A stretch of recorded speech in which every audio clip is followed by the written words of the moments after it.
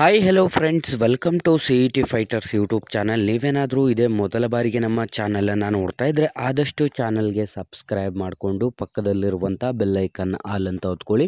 ಬನ್ನಿ ಸ್ನೇಹಿತರದೀಗ ರೈಲ್ವೆ ಇಲಾಖೆಗಳಲ್ಲಿ ಖಾಲಿರುವಂಥ 1007 ಹುದ್ದೆಗಳಿಗೆ ಅಧಿಸೂಚನೆಯನ್ನು ಹೊರಡಿಸಲಾಗಿರುತ್ತೆ. ವಿಡಿಯೋದಲ್ಲಿ ಕಂಪ್ಲೀಟ್ ಆಗಿ ನೋಟಿಫಿಕೇಷನ್ನ ಮುಖಾಂತರ ಮಾಹಿತಿಯನ್ನು ತಿಳಿಸ್ಕೊಡ್ತೀನಿ. ವಿಡಿಯೋನ ಸ್ಕಿಪ್ ಮಾಡದೆ ಕೊನೆವರೆಗೂ ನೋಡಿ.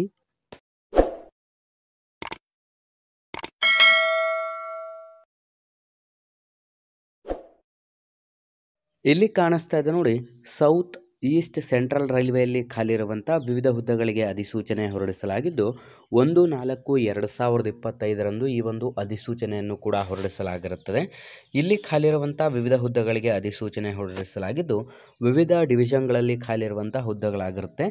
ನಾಗ್ಪುರ್ ಡಿವಿಷನಲ್ಲಿ ನಾವು ನೋಡ್ತಾ ಹೋಗೋದಾದರೆ ಒಟ್ಟು ಈ ಒಂದು ನಾಗ್ಪುರ್ ಡಿವಿಷನಲ್ಲಿ ಟೋಟಲ್ ಹುದ್ದೆಗಳ ಸಂಖ್ಯೆಯನ್ನು ನೋಡ್ತಾ ಹೋದರೆ 371 ಹುದ್ದೆಗಳ ಅಧಿಸೂಚನೆ ಕೂಡ ಇದಾಗಿರುತ್ತೆ. ಮತ್ತು ಟೋಟಲ್ ಬೇರೆ ಬೇರೆ ಹುದ್ದೆಗಳನ್ನು ಒಳಗೊಂಡಂತೆ ಒಟ್ಟು 1007 ಹುದ್ದೆಗಳಿಗೆ ಅಧಿಸೂಚನೆ ಹೊರಡಿಸಲಾಗಿರುತ್ತೆ. ಇಲ್ಲಿ ಖಾಲಿರುವಂಥ ಹುದ್ದೆಗಳ ವಿವರವನ್ನು ನೋಡ್ತಾ ಹೋದರೆ cabinet joiner, stenographer, gas cutter, health inspector ಮತ್ತು hospital waste management technician, dental laboratory technician, turner, machinist, wireman, painter, plumber ಮತ್ತು ಇನ್ನಿತರ ಹುದ್ದೆಗಳ ಅಧಿಸೂಚನೆ ಕೂಡ ಇದಾಗಿರುತ್ತದೆ.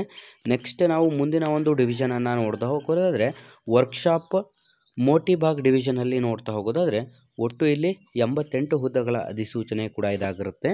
ಅರ್ಜಿಯನ್ನು ಸಲ್ಲಿಸಲು ಬಯಸುವಂಥ ಅಭ್ಯರ್ಥಿಗಳಿಗೆ 15 ವರ್ಷದಿಂದ 24 ವರ್ಷದ ಒಳಗಡೆ ಇರುವಂಥ both male and female candidates ಅರ್ಜಿಗಳನ್ನು ಸಲ್ಲಿಸಬಹುದು.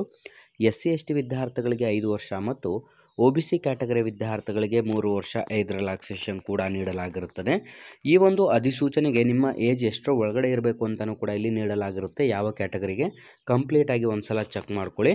ಬೇಕಿರುವಂಥ ಶೈಕ್ಷಣಿಕ ಅರ್ಹತೆಗಳನ್ನು ನೋಡ್ತಾ ಹೋದರೆ ವಿದ್ಯಾರ್ಥಿಗಳು ಕಂಪ್ಲೀಟಾಗಿ 10ನೇ ತರಗತಿ ಅಥವಾ ಈಕ್ವಿವ್ಯಾಲೆಂಟ್ ಎಜುಕೇಷನನ್ನು ಮುಗಿಸಿರ್ಬೇಕಾಗುತ್ತೆ. ಅದು ಮಿನಿಮಮ್ 50% ಮಾರ್ಕ್ಸನ್ನು ತೆಗೆದಿದ್ರೆ ಸಾಕು. ಈ ಒಂದು ಅಧಿಸೂಚನೆಗಳಿಗೆ ನೀವು ಅರ್ಜಿಯನ್ನು ಸಲ್ಲಿಸಲು ಅರ್ಹರಾಗಿರ್ತೀರ.